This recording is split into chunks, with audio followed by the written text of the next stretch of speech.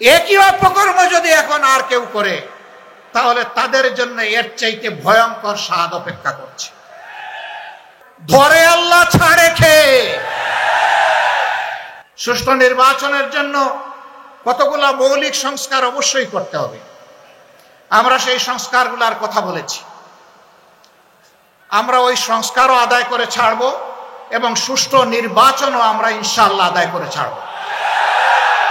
আগামী নির্বাচনকে সামনে রেখে বহু ধরনের ষড়যন্ত্র আমরা লক্ষ্য করছি, বহু ধরনের কথাবার্তা ময়দানে শুনতে পাচ্ছি, বহু ধরনের ইঞ্জিনিয়ারিং এর আলামত বুঝতে পারছি। আমরা সবাইকে স্মরণ করিয়ে দেই, এই শেখ হাসিনা, তার হাতে সকল বাহিনী ছিল, দুর্দণ্ড প্রতাপ ছিল, জায়গায় জায়গায় নিজের লোক বসিয়েছিল, ক্যাডার মাস্তানদের দিয়ে রাষ্ট্র পরিচালনা করেছিল। কিন্তু যখন জনগণের জাগরণ, জনগণের বিস্ফোরণ যখন হয়েছে, তখন কি তাকে আর কেউ রক্ষা করতে পেরেছে? তাহলে যেই জনগণ এত মূল্য দিয়ে একটা পরিবর্তন এনেছে, সেই জনগণ আরেকটা ফেসিবাদ কায়েম করতে দিবে না ইনশাআল্লাহ। আমরা আপনাদেরকে কথা দিচ্ছি, ফেসিবাদ বিরোধী এই লড়াই ততদিন চলবে যতদিন প্রিয় দেশের বুকে ফেসিবাদের সামান্য চিহ্ন বর্তমান থাকবে। ফেসিবাদকে নিশ্চিহ্ন না করা পর্যন্ত আমাদের লড়াই কেউ থামাতে পারবে না ইনশাআল্লাহ। আর আমরা বিশ্বাস করি এই সকল কিছু নির্ভুল পূর্ণাঙ্গ একমাত্র সমাধান হচ্ছে আল্লাহর কুরআন এবং নবী মুহাম্মদুর রাসূলুল্লাহ সাল্লাল্লাহু আলাইহি সাল্লামের শাসন। এর বাইরে মুক্তির, শান্তির, ইজ্জতের, নিরাপত্তার কোনো রাস্তা নেই। রাস্তা একটাই, সেই রাস্তায় আজকে সমস্ত দেশপ্রেমিক এবং ইসলামী দল এক স্রোতে মিলিত হচ্ছে। আপনারা দোয়া করুন এই স্রোতের প্লাবন সমাজের সমস্ত আবর্জনাকে যেন ভাসিয়ে নিয়ে যায়, কিছুই যেন না থাকে। থাকবে শুধু এই দেশের সৎ এবং সত্যপন্থী লোকেরা। সে যে ধর্মের লোক হোক, যে দলের লোক হোক, কোনো আপত্তি নাই। এখানে কোনো দুষ্কৃতিকারীকে আর প্রশ্রয় দেওয়া হবে না ইনশাআল্লাহ। সম্মানিত ভাইরা, আজকে আমরা বিভিন্ন জায়গায় যা দেখতে পাচ্ছি, এখানে ওখানে বিভিন্ন আক্রমণ এবং আইন শৃঙ্খলা বাহিনীকে কাজ করতে না দেওয়া। আমরা আইন শৃঙ্খলা বাহিনীকে বলি, অতীতে যারা অপরাধ করেছে তাদের ব্যাপার রাষ্ট্র দেখবে। এখন আপনারা যারা দায়িত্বে আছেন, আপনারা দায়িত্ব পালন করুন। আপনারা ন্যায়ের পথে থাকবেন, আপনারা অন্যায়ের বিরুদ্ধে ব্যবস্থা নেবেন। জনগণ আপনাদের পাশে দাঁড়িয়ে আপনাদেরকে শক্তি যোগাবে ইনশাআল্লাহ। আমরা আপনাদের পাশে থাকব, কিন্তু অন্যায় করতে দেখলে সবার আগে আমরাই কিন্তু প্রতিরোধ গড়ে তুলব। অতএব অন্যায়কারীদের পক্ষ নেবেন না, ফ্যাসিস্ট কারো পক্ষ নেবেন না, জনগণের পক্ষে থাকবেন, কারণ জনগণ আপনাদেরকে রাষ্ট্রের এই দায়িত্ব দিয়েছে। অতএব জনগণের বিরুদ্ধে যারা যায় তাদের কি পরিণতি হয়েছে সেদিকে একটু তাকালেই চলবে। আমরা চাই না বারবার এই দেশে একই পরিণতি যেন আরো কিছু মানুষকে ভোগ করতে হয়, বরঞ্চ আমরা চাই প্রিয় দেশে সকল শ্রেণী পেশার মানুষ একত্রিত হয়ে আমরা দেশটাকে সামনের দিকে এগিয়ে নেব ইনশাআল্লাহ। সে দেশটা কেমন হবে? সেই দেশের যুবকরা বেকারত্বের অভিশাপে ইনশাআল্লাহ ভুগবে না। আমরা তাদেরকে নৈতিক এবং বাস্তবিক এমন শিক্ষা তাদের হাতে তুলে দিতে চাই যে শিক্ষা শেষ, সাথে সাথে তার হাতে আসবে একটি কাজ। তিনি উদ্যোক্তা হতে পারেন, আবার কোনো জায়গায় চাকরিও করা লাগতে পারে। যার জন্য যেটা প্রযোজ্য তার হাতে ইনশাআল্লাহ এটা পৌঁছে যাবে। জিজ্ঞাসা করবেন এমন দেশ বাংলাদেশে আসমানের জমিনে আছে কিনা? এমন দেশ একটা দুইটা নয়, শত দেশ এইরকম আছে। এদেশের জনগণের ভোটের অধিকার নিশ্চিত করার জন্য কারো মাথায় যে প্রস্তাবনা আসে নাই, জামাতে ইসলামীর তৎকালীন আমির জনাব অধ্যাপক গোলাম আজম রাহিমাহুল্লাহ সর্বপ্রথম এই জাতির সামনে কেয়ারটেকার সরকারের প্রস্তাবনা উপস্থাপন করেছিলেন, যার ভিত্তিতে 91 সালে ওই কায়দায় একটা নির্বাচন হয়েছিল। পরপর আরো 2-3টি নির্বাচন হয়েছে। তারপর থেকে সেই কেয়ারটেকার সরকারকে খেয়ে ফেলা হয়েছে। সম্মানিত বন্ধুগণ, 15.5 বছর আমাদের অবস্থা আপনারা জানেন। আমাদের অনেক নেতৃবৃন্দকে খুন করা হয়েছে।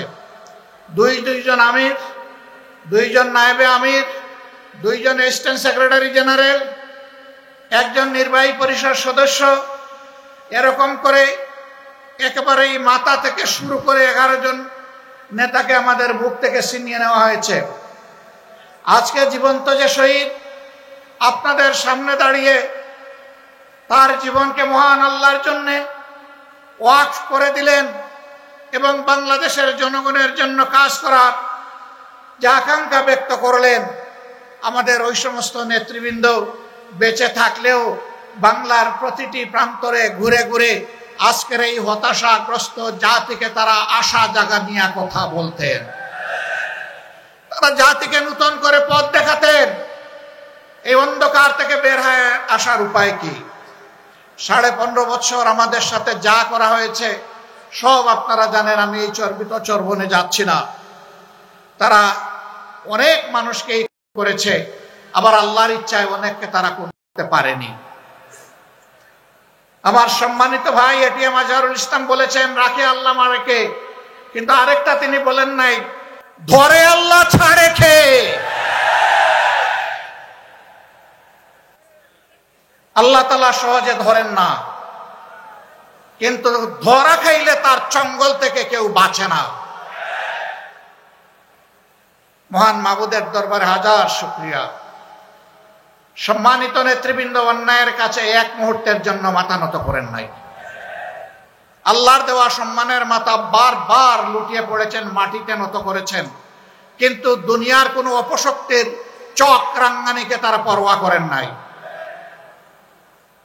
কোন লোভ লালসার দিকে ফিরে তাকাননি, হুমকি দমকিকে পাত্তাই দেননি, বরঞ্চ ফাঁসির মঞ্চে গিয়েছেন হাসতে হাসতে। কারণ তারা জানেন যে অভিযোগ তাদের বিরুদ্ধে করা হয়েছে এটি 16 আনা মিথ্যা।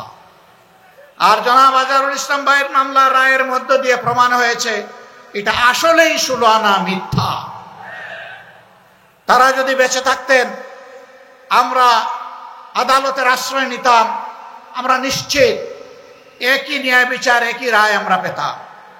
কোনো আফসোস নাই, কোনো আফসোস নাই। আমাদের বাগানের শ্রেষ্ঠ ফুলগুলাকে দিনের জন্য, এই জাতির জন্য আল্লাহ তাআলা কবুল করেছেন, আলহামদুলিল্লাহ। শুধু আল্লাহ তাআলার দরবারে আরজ করি, হে আল্লাহ, তোমার এই বান্দাগুলাকে মর্যাদাবান শহীদের কাতারে মিশিয়ে দাও। হযরতে হামজা রাদিয়াল্লাহু তাআলা আনহুর মিছিলের কর্মী হিসেবে কবুল করো। হাসরের দিন হযরতে হামজা রাদিয়াল্লাহু তাআলা আনহু তার নেতৃত্বের মিছিলে তারা যেন সামনের কাতারে থাকতে পারেন। আমার সম্মানিত ভাইরা, তারা জীবন দিয়ে শিখিয়ে গেছেন, দেশকে ভালোবাসলে, মানুষকে ভালোবাসলে, আল্লাহকে ভালোবাসলে আর কাউকে ভয় করতে নাই। সুতরাং জীবন দেওয়ার জন্য প্রস্তুত হও, লড়াই চালিয়ে যাও। মানবতার মুক্তি নিশ্চিত না হওয়া পর্যন্ত তোমাদের লড়াই যেন অব্যাহত থাকে। আমাদের রেখে যাওয়া এই কাজের জন্য তোমরাই পূর্ণতা বিধান করতে পারো।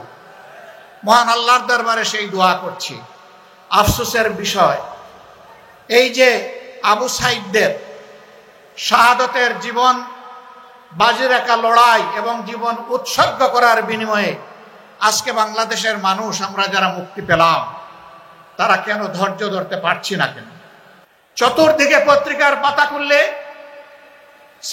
স্যাটেলাইট মিডিয়ার সামনে দাঁড়ালে, বসলে, আজকে বাংলাদেশের কোনো না কোনো এলাকায় আমরা বিভৎস কিছু মানুষের থাবা দেখতে পাচ্ছি। আমার মায়ের ইজ্জতের উপরে আমি এই থাবা দেখছি, মানুষের জীবনের উপরে এই থাবা দেখছি, জনগণের সম্পদের উপরে এই থাবা দেখছি। এমনকি দিশাহারা হয়ে তারা যখন হুঁশ ঠিক থাকে না, তখন নিজের লোককেও নিজেরা খুন করতে কুণ্ঠাবোধ করে না। কেন রে ভাই তোমাদের এই অবস্থা? যদি এই 24-এর পরিবর্তন না হতো, তোমরাও কি এইভাবে মুক্ত বাতাসে আল্লাহর দেওয়া আসমানের নিচে চলাফেরা করতে পারতা? নিশ্চয়ই পারতা না। আমরা বিশ্বাস করি এই পরিবর্তনে, আন্দোলনে সকল বিরোধী দলেরই সীমাহীন ত্যাগ এবং কুরবানি জড়িত রয়েছে। সবার উপর অত্যাচার করা হয়েছে, আলিম উলামাকে খুন করা হয়েছে, গুম করা হয়েছে, মানুষকে পদে পদে অপদস্থ করা হয়েছে। শেষবার যখন আমাকে গ্রেফতার করা হয়েছিল, তখন বেশ কিছু আলিম উলামার সাথে জেলে, চলন্ত প্রিজন ভ্যানে এবং আদালতের কাস্টডিতে তাদের সাথে আবার দেখা হতো। বয়োবৃদ্ধ আলিম, তাদের হাতে ছিল হাত কড়া পরানো, পায়ে ছিল লোহার বেড়ি। আপনারা দেখেছেন যে জীবন্ত শহীদ আজকে এখানে দাঁড়ালেন, তার মতো একজন সম্মানিত দায়িত্বশীল নেতার পায়েও তারা বেড়ি পরাতে কুণ্ঠাবোধ করে নাই। এরা ছিল রাজনীতির নামে শিষ্টাচারবিহীন এক প্রজাতি। এরা রাজনীতির শিষ্টাচার জানতো না ভাই, জানতো না বলেই তাদের অপকর্মের স্বাদ ভোগ করে তারা বিদায় নিল। একই অপকর্ম যদি এখন আর কেউ করে, তাহলে তাদের জন্য এর চাইতে ভয়ঙ্কর স্বাদ অপেক্ষা করছে। আজকে আমি যখন সৈয়দপুর এয়ারপোর্টে নামলাম, কিছু সাংবাদিক বন্ধু আমাকে ঘিরে ধরল। আমি বললাম, ভাই আজকে তো কথা হবে জনসভায়, এখানে কথা না বলি।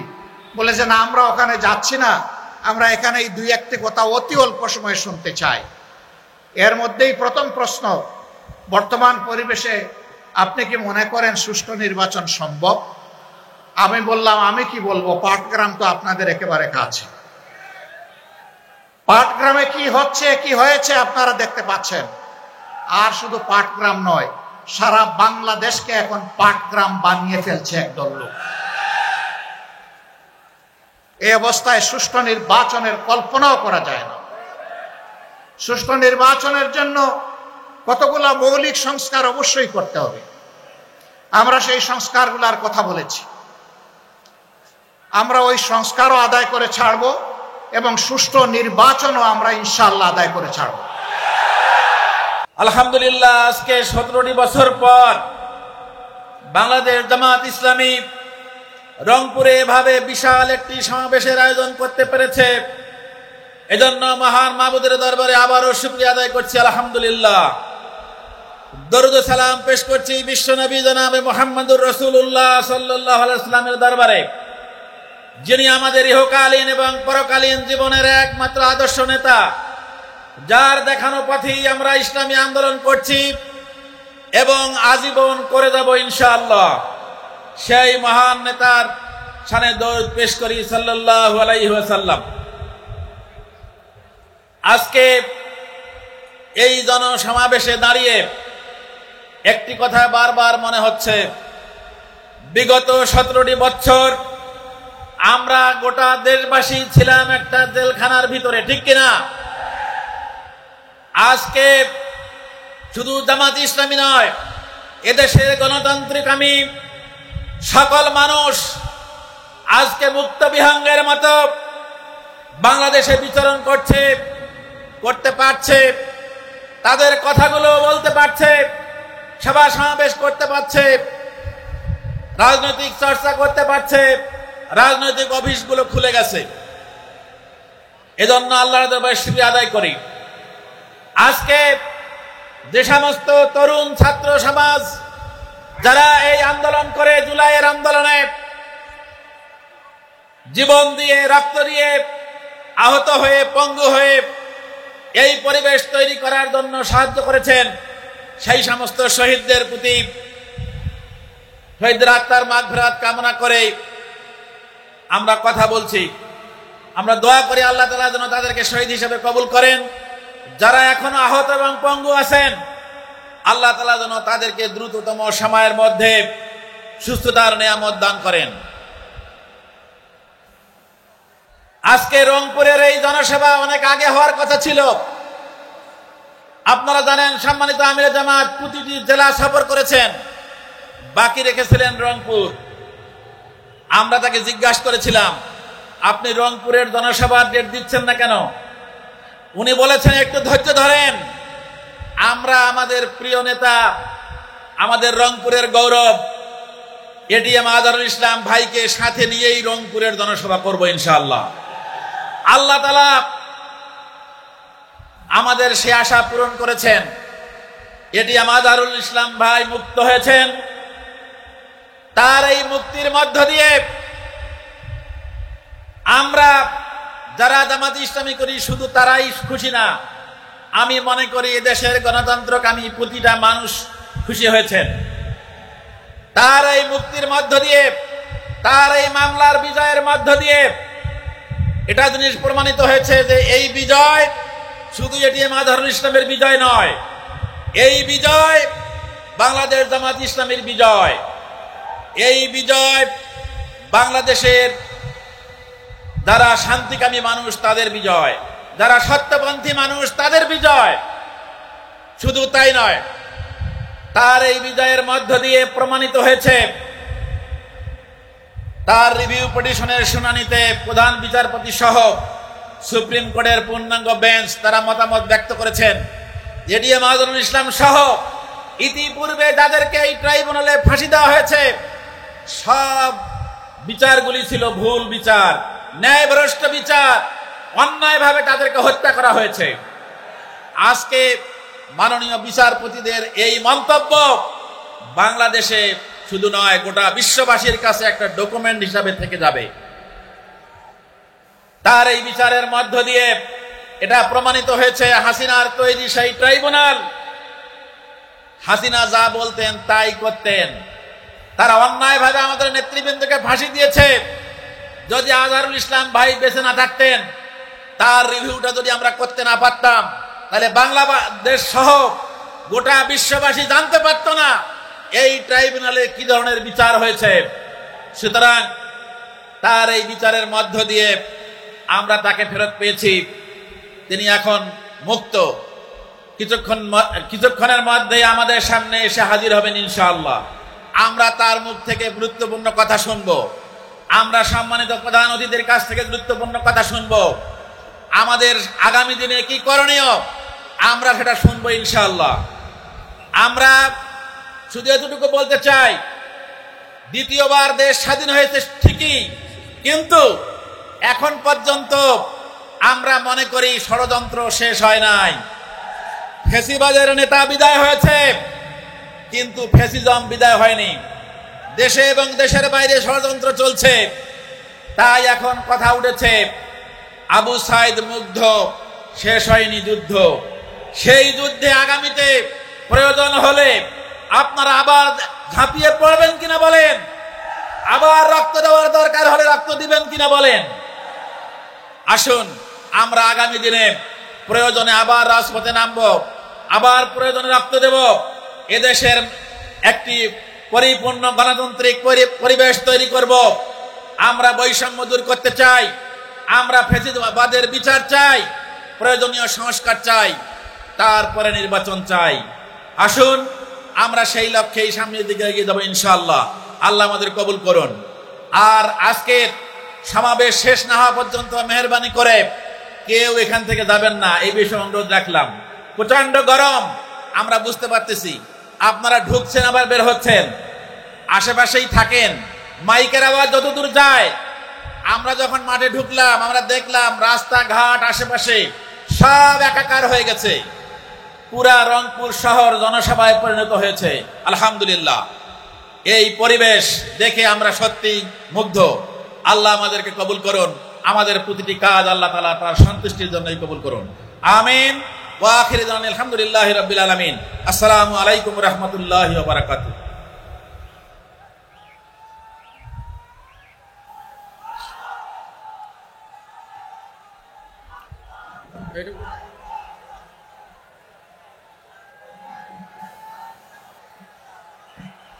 সংগ্রামী রংপুরবাসী, আপনারা জানেন আজকের এই জনসভা ফ্যাসিস্টদের বিচারের জনসভা। প্রিয় সাথী ও বন্ধুগণ, ইতিমধ্যে আমাদের আজকের এই জনসভার মধ্যমণি এদেশের গণমানুষের প্রিয় নেতা, মানবিক রাষ্ট্র গঠনের কারিগর, সম্মানিত আমিরে জামাত ডক্টর শফিকুর রহমান, উনি রংপুরে এসেছেন। অল্প কিছুক্ষণের মধ্যে উনি আমাদের এই মঞ্চে আসন গ্রহণ করবেন ইনশাআল্লাহ। আরো প্রধান বক্তা হিসেবে ইতিমধ্যে রংপুরে এসেছেন আমাদের প্রিয় নেতা, 14 বছরের কারা নির্যাতিত মজলুম জনতা, রংপুরের কৃতি সন্তান জনাব এডিএম আজহারুল ইসলাম। ইতিমধ্যে মঞ্চে আসন গ্রহণ করেছেন বাংলাদেশ জামাত ইসলামীর সম্মানিত সহকারী সেক্রেটারি জেনারেল, রংপুর দিনাজপুর অঞ্চলের সম্মানিত অঞ্চল পরিচালক জনাব মাওলানা আব্দুল হালিম। আরো আসন গ্রহণ করেছেন বাংলাদেশ জামাত ইসলামীর কেন্দ্রীয় কর্মপরিষদের অন্যতম সদস্য, রংপুরের কৃতি সন্তান, বিশিষ্ট আলেম দ্বীন জনাব অধ্যক্ষ মাওলানা মমতাজ উদ্দিন, আরো অন্যান্য নেতৃবৃন্দ। ইতিমধ্যে আমাদের মঞ্চে আসন গ্রহণ করেছেন ইসলামী আন্দোলন বাংলাদেশের রংপুর মহানগরীর সংগ্রামী সভাপতি আলহাজ হাফেজ মাওলানা আব্দুর রহমান কাসেমি। আরো আসন গ্রহণ করেছেন ইসলামী আন্দোলন বাংলাদেশের সংগ্রামী রংপুর মহানগরীর সেক্রেটারি জনাব আমিরুজ্জামান পিয়াল। সুপ্রিয় উপস্থিতি, এ পর্যায়ে সংক্ষিপ্ত শুভেচ্ছা বক্তব্য দিচ্ছেন শহীদ কাফেলা বাংলাদেশ ইসলামী ছাত্র শিবিরের রংপুর জেলার সংগ্রামী সভাপতি জনাব ফিরোজ মাহমুদ। জনাব ফিরোজ মাহমুদ।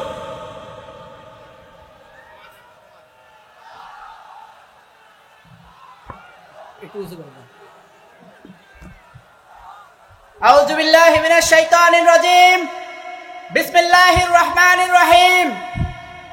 বাংলাদেশ জামাত ইসলামী রংপুর মহানগর ও জেলা শাখা কর্তৃক আয়োজিত বিশাল জনসমাবেশের সম্মানিত সভাপতি, আজকের প্রধান অতিথি, আমন্ত্রিত অতিথিবৃন্দ এবং প্রিয় রংপুরবাসী, আসসালামু আলাইকুম ওয়া রাহমাতুল্লাহ। আপনারা জানেন বিগত 15.5 বছরের ফ্যাসিস্ট সরকারের পতন এবং দীর্ঘ 17 বছর পরে রংপুরের মাটিতে বিশাল জনসভা আয়োজন করার জন্য আমরা আল্লাহর দরবারে শুকরিয়া আদায় করছি, আলহামদুলিল্লাহ। প্রিয় উপস্থিতি, আপনারা জানেন বিগত 15.5 বছর ধরে একটি ফ্যাসিস্ট গোষ্ঠী জামাত ইসলামের শীর্ষ 11 জন নেতৃবৃন্দ এবং ইসলামী ছাত্র শিবিরের অসংখ্য নেতৃবৃন্দকে শহীদ করেছে। শত শত নেতা কর্মীদের মিথ্যা মামলা দিয়ে রিমান্ডের নামে নির্যাতন করেছে। প্রিয় ভাইরা, তারা মনে করেছিল জামাত ইসলামী এবং ইসলামী ছাত্র শিবিরের নেতৃবৃন্দকে শহীদ করে তারা এদেশ থেকে আমাদেরকে নিশ্চিহ্ন করে দেবে। প্রিয় ভাইরা, সময়ের ব্যবধানে এদেশের জনগণ সেই ফ্যাসিস্ট গোষ্ঠীকে বাংলাদেশ থেকে তাড়িয়ে দিয়েছে। প্রিয় ভাইরা, 24-এর আন্দোলনে এই রংপুর থেকে বিজয়ের সূচনা হয়েছিল। তাই আপনাদের প্রতি আহ্বান থাকবে, আগামী জাতীয় সংসদ নির্বাচনের সব প্রার্থী আমাদের এখানে উপস্থিত আছেন। আমরা রংপুর থেকে এবার বিজয়ের সূচনা করব ইনশাআল্লাহ। আজকের সমাবেশে উপস্থিত হওয়ার জন্য বাংলাদেশ ইসলামী ছাত্র শিবির রংপুর জেলা শাখার পক্ষ থেকে আন্তরিক অভিনন্দন জানিয়ে শেষ করছি। আসসালামু আলাইকুম ওয়া রাহমাতুল্লাহ।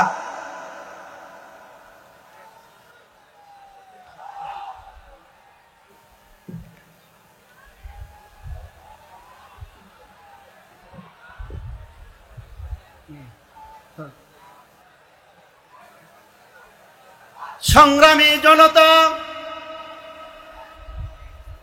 আজকের এই বিশাল জনসভার এ পর্যায়ে বক্তব্য রাখবেন প্রাণপ্রিয় সংগঠন শহীদ কাফেলা বাংলাদেশ ইসলামী ছাত্র শিবির শহীদ আবু সাইদ, যে চত্বরে শাহাদাত বরণ করেছেন সেই বিশ্ববিদ্যালয়ের তুখোর ছাত্র নেতা কেন্দ্রীয় কার্যকরী পরিষদ সদস্য জনাব সোহেল রানা, তাকে শুভেচ্ছা বক্তব্য রাখার জন্য অনুরোধ করছি।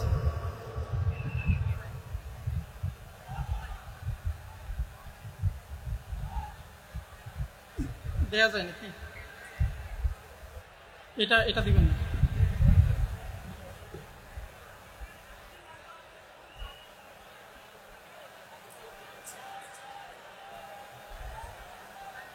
আউযু বিল্লাহি মিনাশ শাইতানির রাজীম। বিসমিল্লাহির রহমানির রহিম। আলহামদুলিল্লাহি রাব্বিল আলামিন। আসসালাতু ওয়াসসালামু আলা রাসূলিল্লাহ ওয়া আলা আলিহি ওয়া আসহাবিহি আজমাইন। শহীদ কাফেলা, লক্ষ কোটি মানুষের হৃদয়ের স্পন্দন, মানবতার মুক্তির আন্দোলন, বাংলাদেশ জামায়াত ইসলামী রংপুর মহানগর জেলা কর্তৃক আয়োজিত আজকের ঐতিহাসিক জনসভার উপস্থিত আছেন সম্মানিত সভাপতি, প্রধান অতিথি, অন্যান্য নেতৃবৃন্দ, আমার সামনে উপস্থিত প্রিয় উপস্থিতি, সাংবাদিক বন্ধুগণ, প্রশাসনের ভাইরা, সকলের প্রতি সালাম। আসসালামু আলাইকুম ওয়া রাহমাতুল্লাহ। সংগ্রামী উপস্থিতি, আপনারা জানেন জুলাই আন্দোলনের 1 বছর পেরিয়ে গেলেও জুলাই আন্দোলনের যে মূল স্পিরিট বৈষম্যহীন বাংলাদেশ গড়া, তা এখনো বাস্তবায়ন হয়নি। জুলাই আন্দোলনকে সফল করতে গিয়ে শহীদ আবু সাইদ ভাই সহ প্রায় 2000 ভাই শাহাদাত বরণ করেছে, তাদের এখনো কোনো বিচার দৃশ্যমান হচ্ছে না। জুলাই আন্দোলনকে সফল করতে গিয়ে আহত পঙ্গুত্ব যারা বরণ করেছেন, তাদের এখনো যথাযথ চিকিৎসার ব্যবস্থা হচ্ছে না। আমরা এই সরকারকে বলতে চাই, খুনিদের দ্রুত ন্যায় বিচার নিশ্চিত করুন, আহত পঙ্গুত্ব ভাইদের দ্রুত পুনর্বাসনের ব্যবস্থা করুন। সংগ্রামী উপস্থিতি, আপনারা জানেন প্রায় 15 বছর থেকে দেশের মানুষ তার ভোটাধিকার প্রয়োগ করতে পারে নাই। প্রায় 4 লাখ তরুণ নতুন ভোটার তার ভোটাধিকার প্রয়োগের মাধ্যমে তাদের পছন্দের নেতৃত্ব বাছাই করতে পারে নাই। আমরা এই সরকারকে আহ্বান করতে চাই, তরুণ ভোটারদের ভোটাধিকার নিশ্চিত করতে, পেশি শক্তি অর্থ শক্তির দাপট কমাতে লেভেল প্লেইং ফিল্ড তৈরি করুন। সংগ্রামী রংপুরবাসী, আপনারা জানেন বরাবরের মতোই জাতীয় বাজেটে উন্নয়ন বরাদ্দে রংপুর পিছিয়ে, অবকাঠামো উন্নয়নে এখনো যথেষ্ট ঘাটতি প্রতীয়মান। বিশেষ করে তিস্তা মহাপরিকল্পনা এখনো বাস্তবায়ন হয় নাই। তাই আমরা আজকের এই সমাবেশ থেকে বলতে চাই, অবিলম্বে তিস্তা মহাপরিকল্পনা বাস্তবায়ন করতে হবে। উত্তরাঞ্চলের অবকাঠামো উন্নয়নে সরকারকে বিশেষ গুরুত্ব দিতে হবে। সংগ্রামী উপস্থিতি, আমরা দেখছি পতিত ফ্যাসিস্টের প্রতাত্তারা এখনো বসে নেই। তারা সচিবালয়ে, এনবিআর সহ প্রশাসনের বিভিন্ন সেক্টরে সরকারকে অস্থিতিশীল করার চেষ্টা করছে। আমরা তাদেরকে হুঁশিয়ার করে বলে দিতে চাই, আপনাদের ষড়যন্ত্র বন্ধ করুন, নাহলে বাংলার এই তৌহিদি জনতা আপনাদেরকে আবর্জনা রাস্তা করে নিক্ষেপ করবে। সংগ্রামী উপস্থিতি, আমরা আপনাদেরকে আহ্বান করতে চাই, ন্যায় ইনসাফের জন্য, কল্যাণ রাষ্ট্র প্রতিষ্ঠার জন্য, বৈষম্যহীন মানবিক বাংলাদেশ গড়ার জন্য, ইসলামিক রাষ্ট্র প্রতিষ্ঠার জন্য আমাদের অবিরাম কাজ করতে হবে। আমরা কি প্রস্তুত আছি? আমরা কি প্রস্তুত আছি? আল্লাহ আমাদের কবুল করুন। আসসালামু আলাইকুম ওয়া রাহমাতুল্লাহ।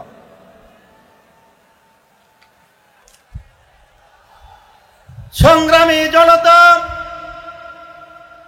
আজকের এই জনসমুদ্রে এ পর্যায়ে শুভেচ্ছা বক্তব্য রাখবেন শহীদে কাফেলা ইসলামী ছাত্র শিবির রংপুর মহানগরীর সভাপতি, জুলাই আন্দোলনের রাজপথের অন্যতম লড়াকু সৈনিক, ফ্যাসিস্ট বিতরণের অন্যতম নায়ক জনাব নুরুল হুদা।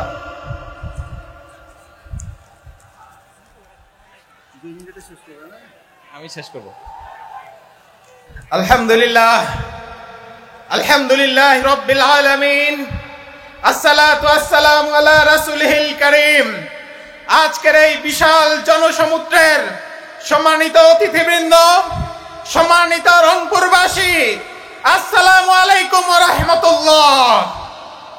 প্রিয় উপস্থিতি, বিগত ফ্যাসিবাদী আমলে আমাদের এই রংপুরে 3 জন ভাইকে শহীদ করা হয়েছে, আমাদের মিঠাপুকুরে 8 জন ভাইকে শহীদ করা হয়েছে, আমাদের পীরগাছা সহ গোটা রংপুর তথা সারা বাংলাদেশে অসংখ্য ভাইকে শহীদ করা হয়েছে, অসংখ্য জেল জুলুম নির্যাতন করা হয়েছে। এরপরেও আজকের এই উপস্থিতি প্রমাণ করে ইসলামী আন্দোলনকে জেল জুলুম নির্যাতন করে দমানো যায় না। আমরা তো শাহাদাতের প্রস্তুতি নিয়ে এই আন্দোলনে যোগদান করেছি। আমাদেরকে কেউ রক্তচক্ষু দেখাবেন না। প্রিয় উপস্থিতি, আমরা এখনই স্বাগত জানাতে চাই আমাদের মাঝে আমাদের মোহতারাম কেন্দ্রীয় সভাপতি ভাই উপস্থিত হয়েছেন। আমরা আজকের এই প্রোগ্রামের পক্ষ থেকে ভাইকে অভিনন্দন জানাচ্ছি। প্রিয় উপস্থিতি, আমরা বলতে চাই ইসলামী ছাত্র শিবির জুলাই আন্দোলনে ছাত্র জনতাকে সাথে নিয়ে নারায়ে তাকবীর, নারায়ে তাকবীর। কেন্দ্রীয় সভাপতির আগমন, শুভেচ্ছায় স্বাগতম।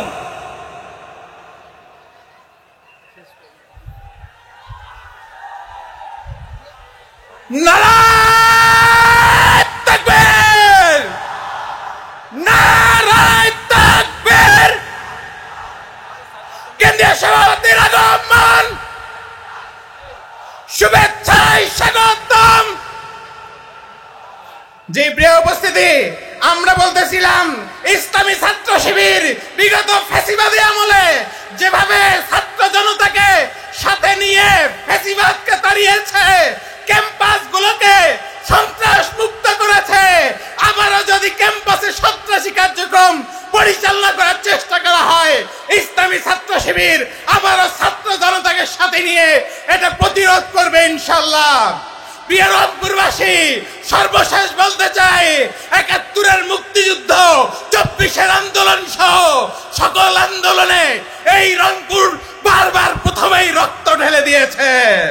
কিন্তু আমরা দেখেছি যখন যে ক্ষমতায় এসেছে এই রংপুর তথা উত্তরবঙ্গকে বঞ্চিত করেছে।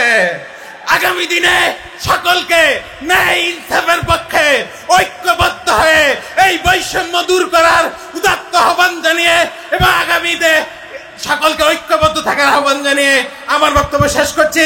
আসসালামু আলাইকুম ওয়া রাহমাতুল্লাহ। আজকের এই জেলা স্কুল মাঠের জনসভায় এ পর্যায়ে গুরুত্বপূর্ণ বক্তব্য রাখছেন